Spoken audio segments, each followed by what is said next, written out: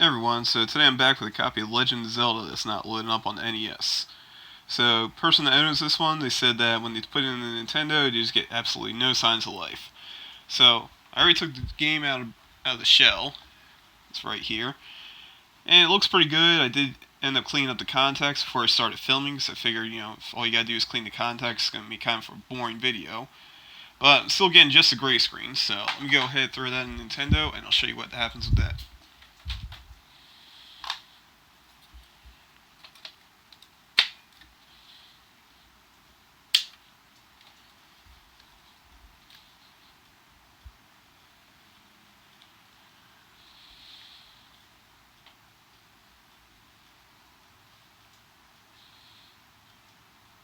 And there we go. So all we get is just a solid gray screen.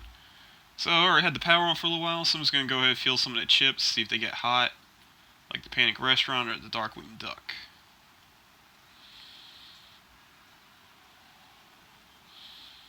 So MNC1, work RAM, program ROM, capacitors, and character RAM. All pretty cool to the touch. So next thing we're going to do, I'm going to take the flashlight, see if I can see any busted traces on here.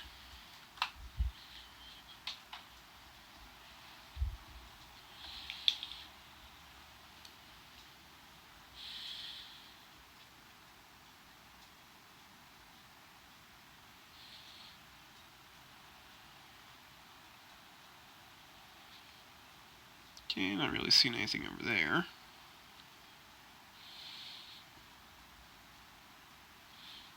You can see something right above the MMC1, but I doubt that's anything, so those traces just kind of go off to the board, probably to a test bed.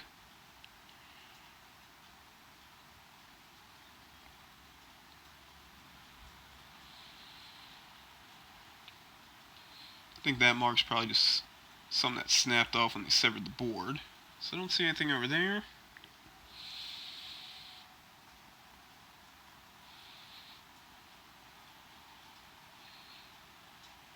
Yeah, so you can see those traces right there. They just don't even go anywhere.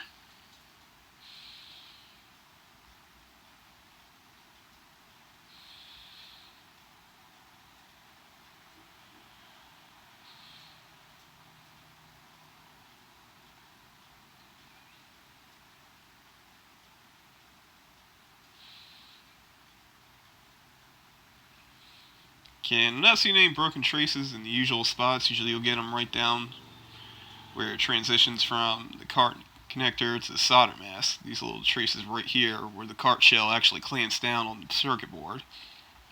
So at this point, I'm going to go ahead, I'm going to pull off the program ROM, and I'm going to read that, see if there's any corruption on there. Okay, now we've got the Takeo warmed up. Let's go ahead and start desoldering.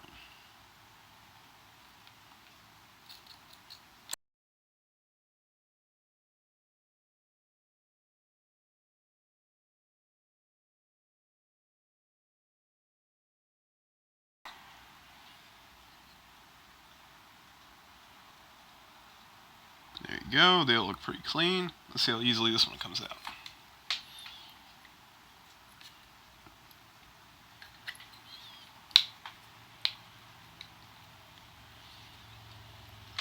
Okay, there's one side of it.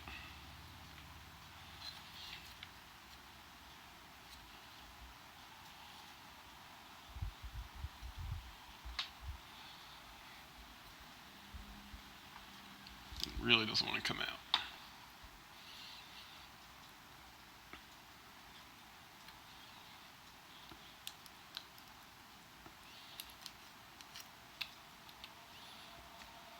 There we go.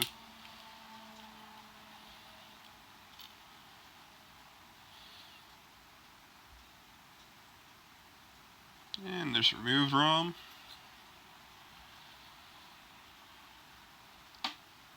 And there you go, made by Toshiba ZL-1. Right, so this is a 1 megabit ROM, so I'm going to go ahead and take this over to the computer and see if it'll read out. And now I got Zelda loaded up on the boot guide database. So you can see up here on the top right, looks like there are actually a whole bunch of different profiles for this game. So let's go over here, give the game a readout. I already have a 1 megabit ROM selected from when I was taking a look at Panic Restaurant.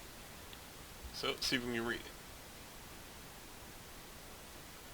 Okay, and those are the usual pins when I'm dumping a 1 megabit ROM. Go ahead and save that.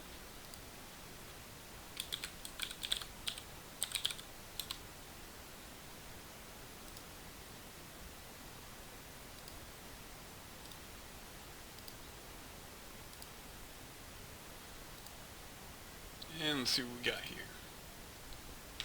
Okay, so not that one. Looks like this one begins with D044, so not this one. No. Not that. Not that.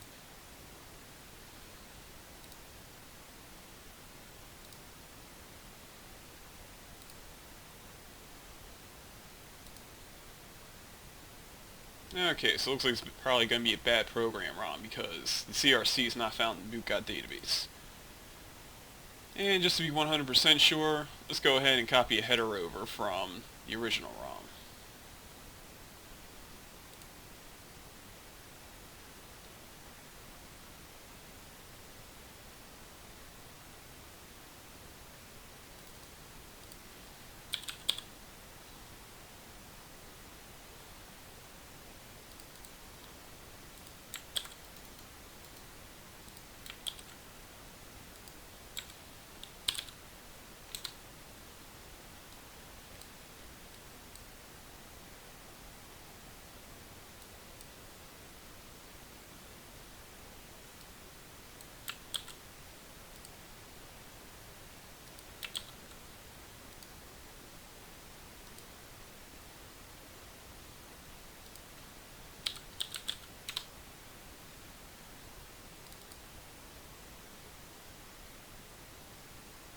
And right down the bottom there, CPU jam. So unfortunately, it looks like we got a bad program ROM. Let me just say one other thing real quick.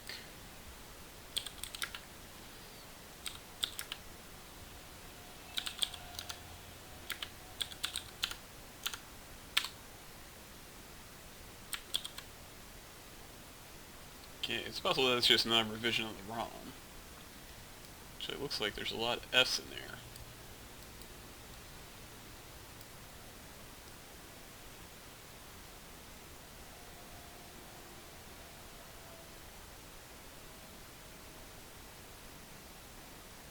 Yeah, it's mostly S. This means that it's mostly getting ones out of the ROM when I read it.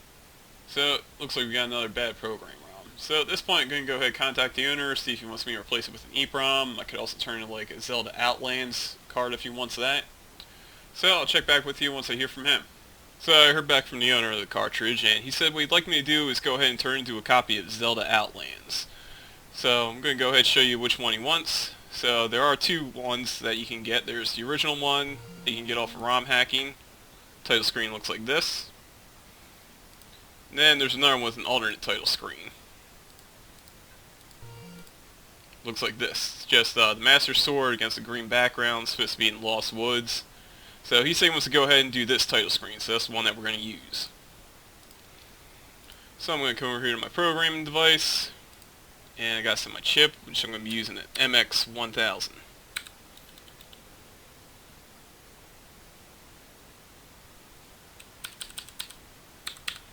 Got 27C, that's why I can't find it.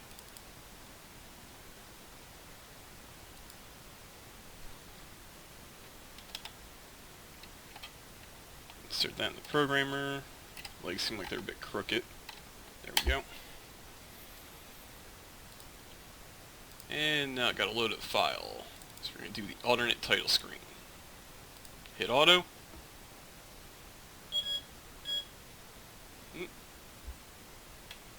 Okay, I guess I'm not going to be using that EEPROM after all.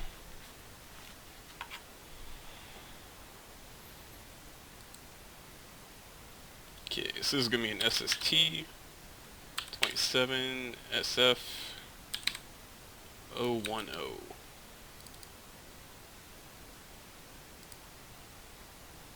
And on this device, on this programmer, when you select a new chip, it's going to blank out the buffers, even though it has the title, it has the ROM listed here. So I'm just going to go ahead and reload that.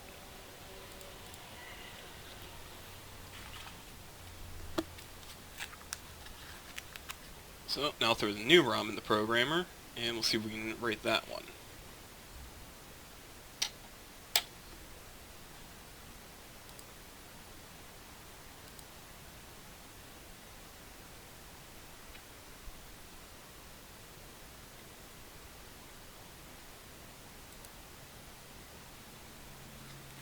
I'm not having luck with my EEPROMs today.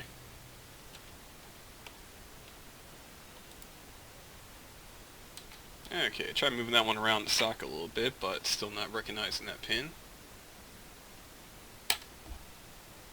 Let's try another chip. There we go.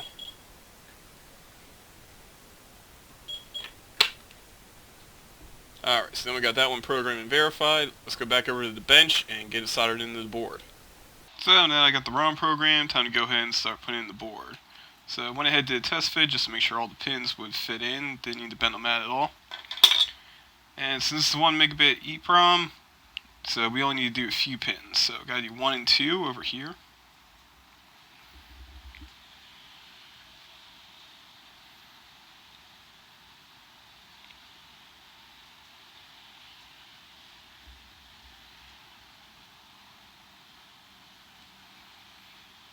Then I need to do the output enable, which is over here. It's the 8th from the bottom.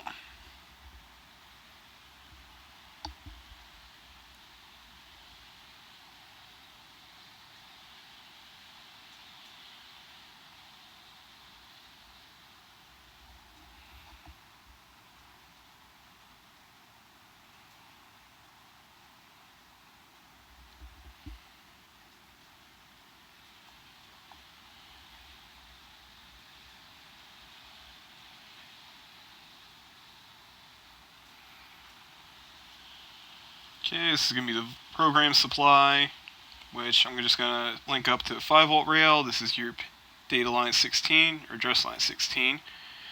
And this is the output enable, which I'm just going to bridge over to the chip enable line. So next thing I'm going to do, I'm going to cut off the skinny part of the leg here. That way it'll fit inside the case without touching up against anything.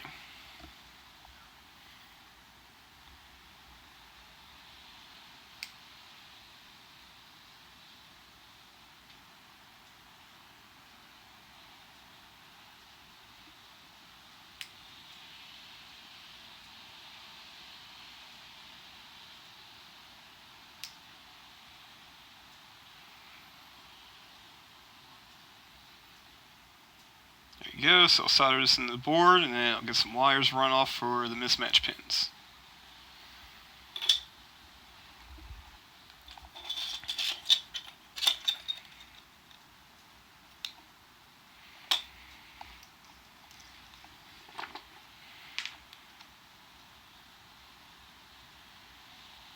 Just going to get some wire prepped up while I'm waiting for the soldering iron to heat up.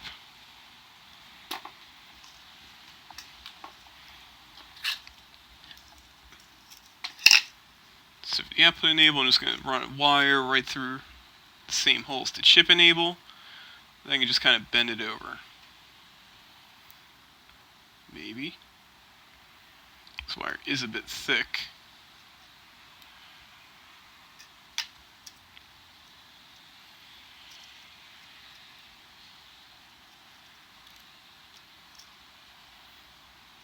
Maybe if I put the wire in first, that'll help.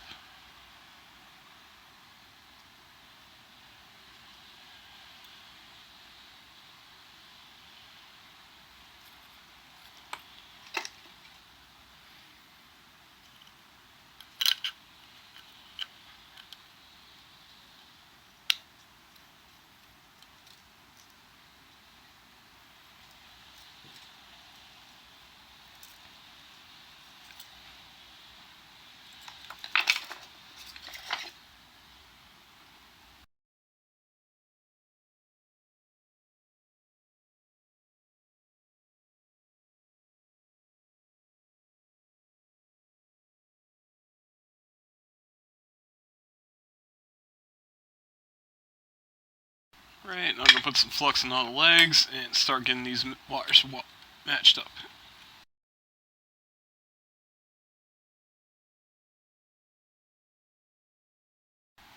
Just going to take the tweezers and make sure I can bend it out a little bit.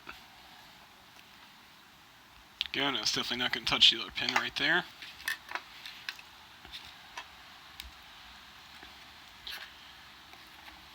And let me see if I can run this wire underneath the chip, maybe.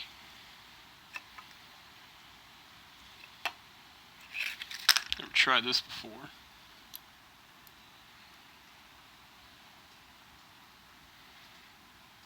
No, that's not quick to work. So, over the top.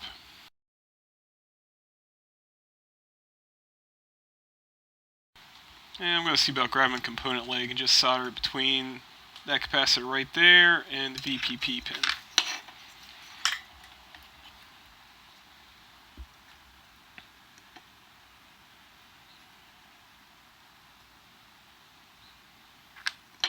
Get a little bit of fresh solder on there.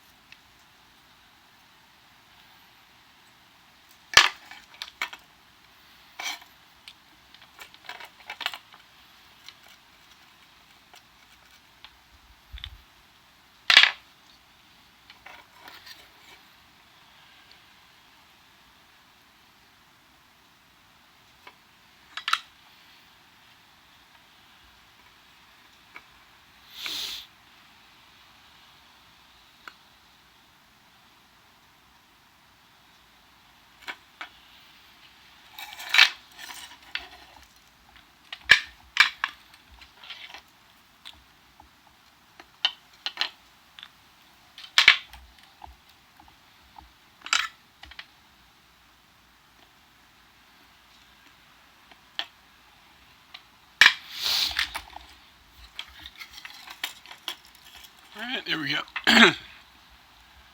There we go, looks pretty good. And last thing we gotta do, we just gotta run a wire over here to hole 24. Let's see, how do I want to do this? Guess like that should work.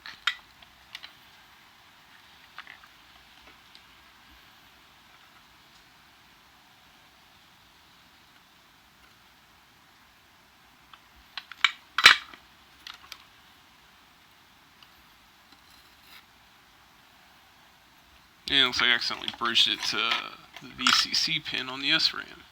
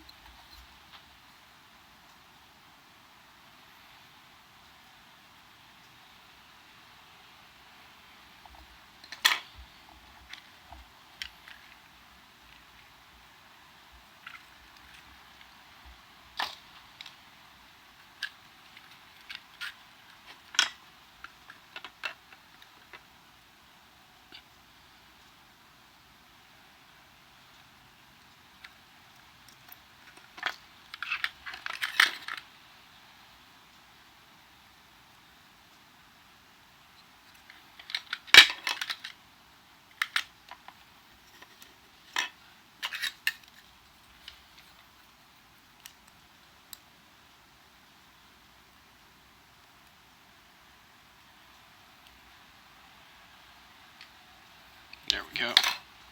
Now let's lift it nice and high off, away from that VCC pin.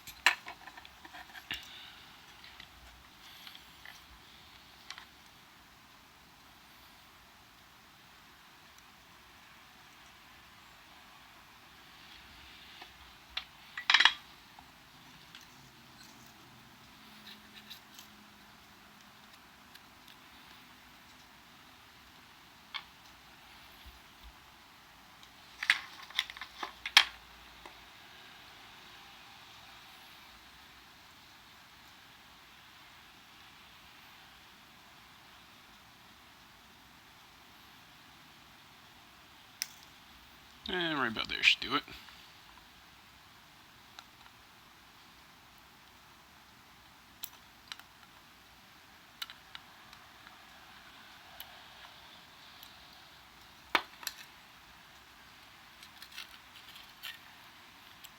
Bring that through the other side and strip off a piece of this wire.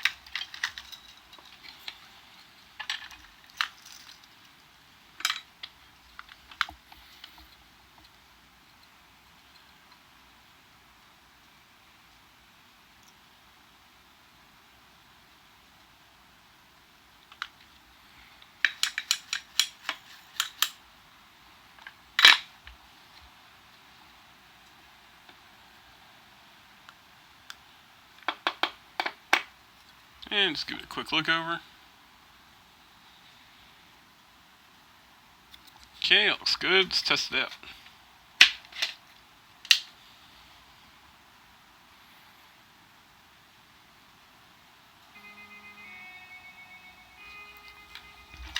And let me show you that.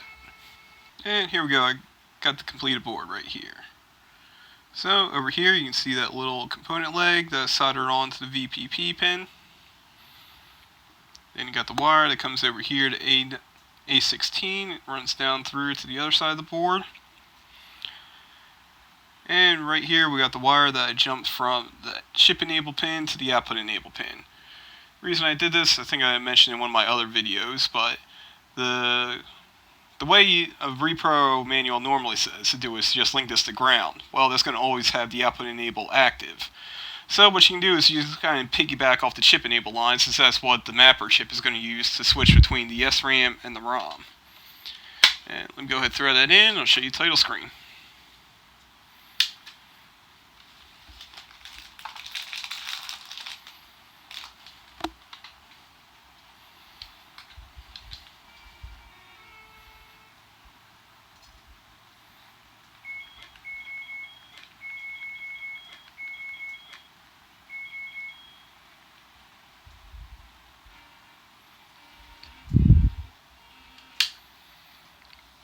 Alright, so now we're going to go ahead and put that in a case, and then we're going to get this shipped off to the owner. One other little thing I wanted to show you. I talked to the owner, and he decided that we're going to go with one of these aftermarket shells. You can buy them from China for like $4 each if you buy them in bulk. So something I wanted to show off though is that they come with these Phillips head screws, and they are self-tapping. So what I found is if you close the shell and then you try to screw them in, it's really easy to strip the post inside because you can't really feel when it's tightened down all the way. So what I like to do is, you can see right here, I just go ahead, I screw them in, then I unscrew them, then I screw them back in, then I'll make some nice neat threads on the shell. So let me go ahead and show you how to do that. And something else you want to keep in mind, these two on the side here, these two, it's okay to tighten those down all the way into the post, but the one in the center right here, you want to make sure you leave a little bit of slack on that one. Otherwise, you're going to put a little divot right above the gate right there. So let me show you how to do that. So you get it lined up in the hole. And then it'll give you a little bit of resistance, but it is pretty soft plastic, so it will go in pretty easy. And I'm going to tighten it down, say, to about there. So you're not seeing anything on the front of the cart. So now I'm just going to go ahead and unscrew it. You can see there's some plastic on there, so I'm just going to keep unscrewing it till it resets.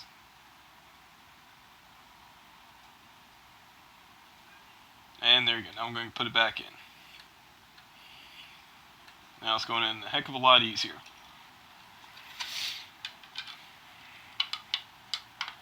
And it's just one of those little things that you learn after you do a few repros using new shells.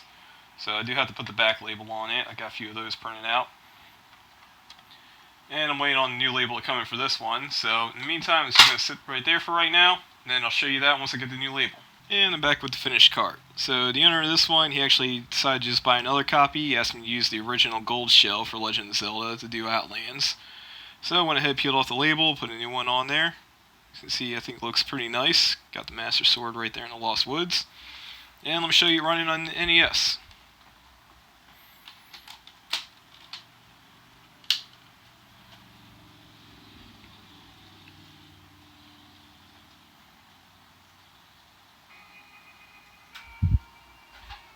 Need to clean the cart connector on my NES.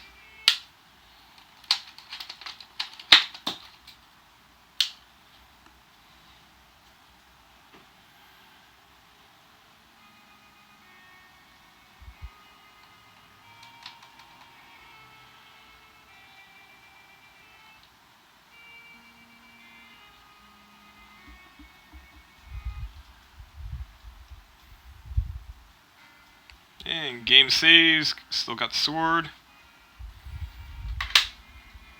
And it's going to be going in the mail back to the owner.